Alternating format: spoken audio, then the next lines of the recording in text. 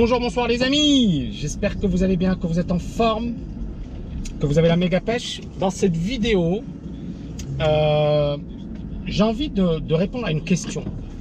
Est-ce qu'il faut vendre du rêve pour cartonner en business? Est-ce que la clé pour réussir en business, c'est de vendre du rêve? C'est d'avoir de belles bagnoles, finalement le paraître, le fait de montrer qu'on est bien entouré, qu'on a de bonnes relations, qu'on est avec des stars. Ok, c'est une très bonne question qui revient souvent, et d'ailleurs c'est même une réflexion que moi je me suis faite. Est-ce que pour permettre à la TKL de monter en puissance, l'objectif c'est de dire voilà, j'ai ceci, j'ai de l'apparence, j'ai réussi, montrer des signes extérieurs de richesse et montrer justement qu'on a bien réussi dans la vie et qu'on a fait de belles choses. Alors c'est vraiment difficile de répondre à cette question. Parmi vous, il y en a plein qui vont dire non, reste toi-même, sois authentique, les signes extérieurs de richesse c'est nul, etc. Mais ce sont les mêmes personnes qui vont s'extasier devant des photos de stars, etc. Et c'est là où on voit l'hypocrisie, c'est-à-dire les mêmes personnes qui vous disent l'argent n'est pas intéressant, n'est pas bien, etc. Ce sont les mêmes personnes qui vont s'extasier lorsqu'ils vont voir des gens effectivement dans de beaux endroits, avec des personnalités connues, etc. Moi, ma réponse, elle est simple. Pour réussir en business, le rêve, c'est important.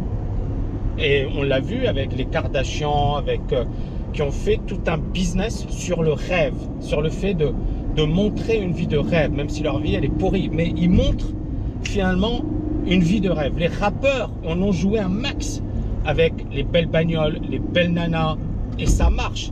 Plus tu as de belles bagnoles, plus tu as de belles nanas, plus on considère que tu as réussi. Même si le gars, voilà, il emprunte ou il achète sa Lambo, sa Ferrari à crédit, mais c'est pas grave. On va considérer qu'il a réussi, d'accord?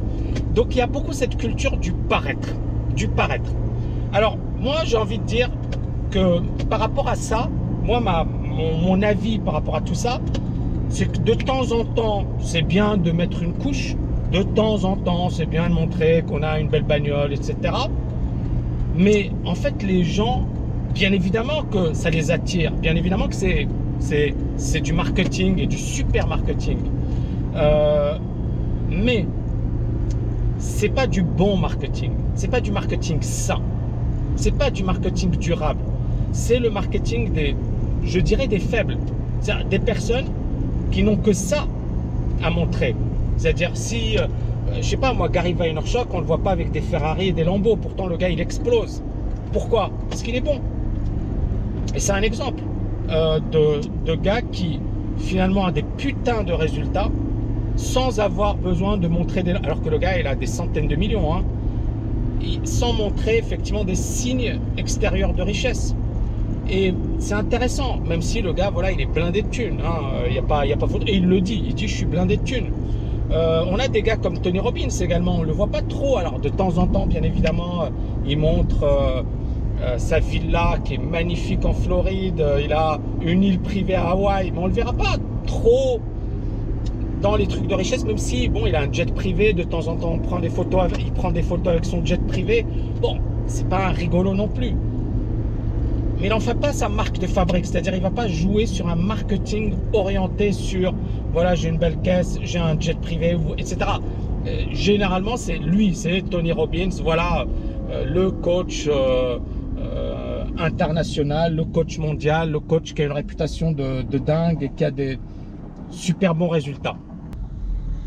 Ok, donc vraiment pour nous, et je pense même pour vous, moi je le vois, moi je suis dans YouTube, je vois un peu les phénomènes de mode, je vois également voilà le fait de jouer sur les signes extérieurs de richesse, et je sais que ça vend mais un truc de fou. C'est-à-dire si vous avez une belle caisse, vous montrez dans les beaux hôtels, il y en a qui font que ça, par exemple Instagram, etc. Il y en a qui jouent énormément sur ça. Mais encore une fois, moi je me suis fait mon idée, je me suis dit ok, tu peux jouer ce truc, mais premièrement ça ne s'arrêtera jamais, deuxièmement c'est vraiment éphémère, et troisièmement c'est parce que j'ai envie de laisser sur terre. j'ai pas envie de laisser de moi des photos d'un gars qui se montre avec des beaux joujoux, avec de belles, un beau jet. Je m'en fiche de tout ça. Alors pour moi, c'est vraiment éphémère. Donc je l'utilise de temps en temps, et je l'ai déjà dit, pour du marketing. C'est-à-dire, vous me verrez avec une belle bagnole. Bon, là, c'est une belle bagnole, mais voilà, je m'en fiche. Hein, c'est pas le truc sur lequel, c'est pas ce qui me définit. C'est pas, heureusement. Je pense qu'effectivement, de temps en temps, c'est bien de le faire, de jouer le jeu, de montrer qu'on a réussi, etc. Et voilà, une image vaut mieux que 1000 mots. Une belle bagnole vaut mieux que 1000 mots. Pour montrer qu'on a réussi, ben, tu mets une belle bagnole et tu montres que tu as réussi. C'est clair, c'est simple, c'est efficace, ça marche. Point, ça marche. Maintenant, c'est ça le problème et le danger. Il y a Tai Lopez qui en a joué un max au départ. Il venait, il se filmait, il montrait qu'il avait des Lamborghini. Il disait voilà, je suis dans mon garage. Bon, j'ai plein de bouquins. J'ai plein de bouquins. Mais le gars derrière, juste devant ses bouquins, on voyait une Lamborghini, une Ferrari. Le gars il disait ouais, c'est ma Lamborghini, c'est ma Ferrari. Mais derrière, le message subliminal, c'était de dire je suis riche. Je suis riche. J'ai une Lamborghini, j'ai une Ferrari. Et ce gars-là, en 2015, il était un parfait inconnu. Le gars, il n'existait pas. Et il a inondé YouTube de publicité. Et aujourd'hui, il a un empire, je sais pas, moi, ça vaut des centaines de millions, son truc. C'est ça ce qui est incroyable. Le gars, en 2015, moi, je le connaissais pas. Il dit, voilà, moi, j'ai grandi dans une caravane, j'avais pas le sou, j'habitais avec ma mère, qui était une single mom, donc une mère célibataire. Et puis, j'ai pas fait d'études. Et aujourd'hui, je suis multimillionnaire, j'ai une putain de villa, j'invite les méga stars, il invite Rihanna, c'est un truc de fou. À l'américaine, dans le monde francophone, ça va un peu mettre plus de temps pour avoir ça, mais les Américains, c'est des fous, quoi. C'est-à-dire, en termes de marketing, c'est les kings. Il n'y a pas photo.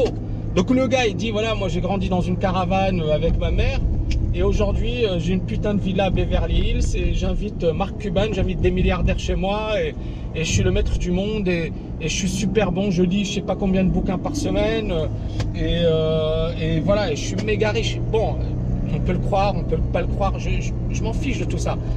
Le plus important, c'est son marketing. Et son marketing a marché. Il a eu des critiques à un certain moment, beaucoup de gens l'ont traité de mytho. Beaucoup de gens ont dit c'est pas ta villa, tu te fous de la gueule du monde, etc. Il y a eu des vidéos YouTube. Et puis, en fait, aujourd'hui, c'est vraiment institutionnalisé. C'est-à-dire en 2 ans, 3 ans, c'est devenu une institution. Donc, où il y a beaucoup de stars, etc. qui passent chez lui. Pourquoi? Parce qu'ils savent que le gars, il est bankable. C'est les Américains. Les Américains. C'est-à-dire les gens, ils se disent, ouais, le gars, il a une audience, il a plein de vues, il a plein de trucs. Et on va aller chez lui. Donc, moi, qu'est-ce que je voulais que je vous dise par rapport à ça? Si ça peut aider votre cause, si ça peut vous permettre d'attirer du monde, parce que voilà, vous n'êtes pas connu, ou parce que ce que vous apportez, contrairement à Gary Vaynerchuk par exemple, le gars il apporte de la valeur et les gens ils l'apprécient pour ça. Moi j'espère que j'apporte de la valeur et que les gens m'apprécient pour ça. Donc si vous considérez que ce que vous apportez c'est pas suffisant ou que ça va mettre du temps, ben, c'est clair que de temps en temps un petit coup de pub, type j'ai une belle bagnole, j'ai un peu de ça, etc. C'est sympa. Ça mange pas de pain et ça peut vous apporter du monde. Après, le seul truc, c'est est-ce que c'est les bonnes personnes? Est-ce que vous attirez les bonnes personnes? Parce qu'encore une fois, c'est ça, quand vous créez une communauté, n'oubliez pas, vous pouvez attirer les gens qui finalement ne vous intéressent pas, ou vous pouvez attirer les gens qui vous intéressent. Et moi, personnellement, aujourd'hui, mon but, c'est vraiment d'attirer des gens qui m'intéressent, qui ont les mêmes valeurs que moi, et qui ne sont pas trop en décalage par rapport à mes valeurs, mon éthique, ma manière de voir les choses. Et c'est pour ça que, voilà, mon marketing, pour le moment, il est beaucoup plus soft sur cette dimension. Parce que encore une fois, je ne vous le cache pas, je me suis dit, bon, j'achète une bagnole, je joue le jeu à fond sur ça, à la Tai Lopez, etc. Mais je me suis dit, c'est pas moi. En fait, ce serait ne pas être moi-même, ce serait me mentir, ce serait jouer un rôle ou incarner une personne que je ne suis pas. Donc ce serait me mentir à moi-même et mentir aux autres, mentir à mon audience. Je préfère être moi-même, naturel, tranquille, je me prends pas la tête, je suis mal coiffé, Voilà, je m'en fiche, d'accord? Je joue pas un rôle. Et surtout, le plus important, effectivement, c'est que j'essaie de vous inspirer un max. J'espère que vous avez aimé cette vidéo, les amis. N'oubliez pas de la liker, de la partager. Et je vous dis à bientôt. Ciao, ciao, ciao. Merci d'avoir regardé cette vidéo, les amis. Merci. Cliquez ci-dessous si vous voulez voir plus de vidéos. N'oubliez pas de vous abonner. Et je vous dis à bientôt. Ciao, ciao, ciao.